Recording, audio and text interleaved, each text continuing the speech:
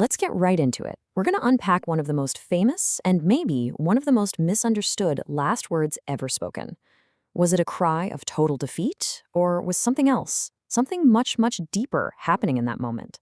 So, picture the scene. It's the crucifixion. It's about 3 in the afternoon, and after hours of just agonizing silence, a loud voice suddenly shatters the darkness with these words. Now, to us, hearing that today, it sounds like the ultimate cry of abandonment, right? Like a moment where all hope is just gone. But is that really what the people standing there would have heard? And that right there, that's the mystery we're diving into.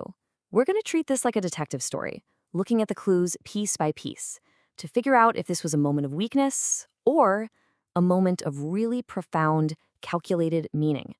So, our first big clue, it's not actually in the words themselves. It's in the culture. To really get what's being said, you have to understand how a first century Jewish audience talked about scripture. Okay, so there was this thing called psalm tagging. It was super common. See, in that culture, people memorized the scriptures from the time they were kids. So you didn't have to recite a whole chapter to make a point. You just had to say the first line, kind of like a tag. And everyone listening would instantly pull up the rest of the text in their heads.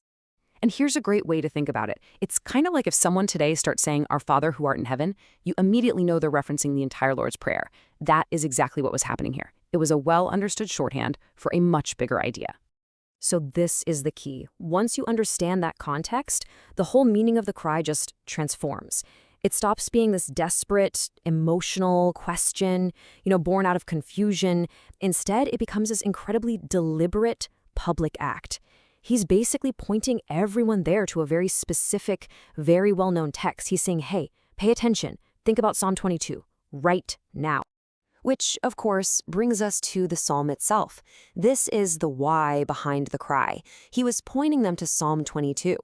And this text, well, as you're about to see, it is unbelievably specific and unbelievably prophetic. And this is where it gets absolutely mind-blowing. This psalm wasn't written, a few years before. It was written by King David over 1,000 years before the crucifixion. 1,000 years.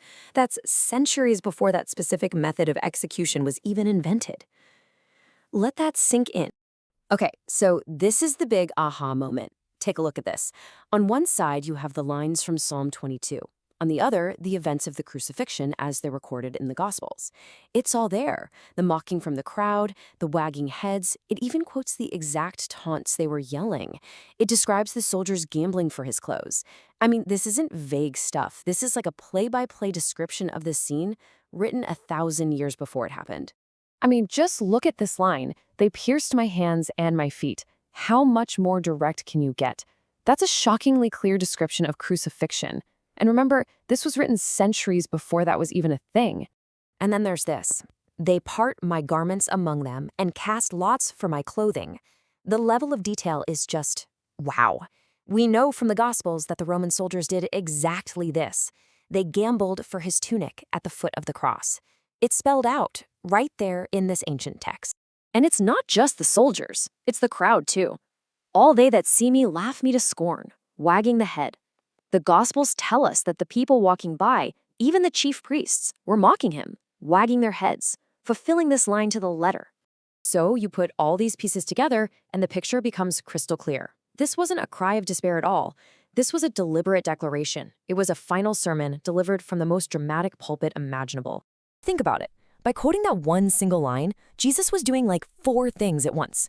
First, he was identifying himself, saying, hey, that ancient prophecy, that's about me.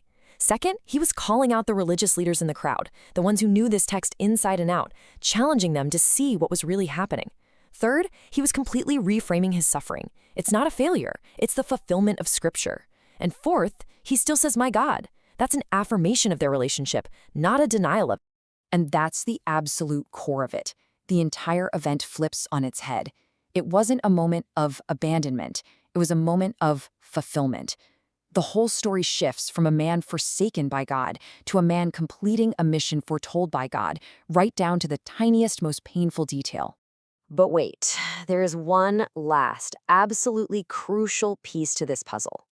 Because anyone in that crowd who knew Psalm 22 by heart, they would have known that the psalm doesn't actually end with suffering. See, the psalm starts in the depths of agony, for sure. It's all about feeling despised, like a worm and not a man, surrounded by enemies. And that's the part everyone thinks about when they hear that opening line shouted from the cross. But look at how it ends. The whole tone flips from agony to total victory. It talks about a future where all the ends of the world shall remember and turn unto the Lord. So by quoting verse 1, Jesus wasn't just pointing to the pain. He was invoking the entire story, all the way to its triumphant conclusion. So let's be clear. He wasn't just identifying with the suffering part of the psalm, he was also claiming its victory. He was pointing to a prophecy that, yes, begins in the worst kind of human agony, but it ends in global redemption. That cry wasn't a cry of defeat. It was a declaration that this terrible moment was actually the trigger for an ultimate worldwide triumph. And that just leaves us with one final thought, doesn't it? We've just seen how a single line of text can mean the complete opposite of what it seems to say on the surface, all because of context. So it kind of makes you wonder, what else might we be missing? What other things do we think we understand where the real, deeper meaning is just sitting there, waiting to be discovered?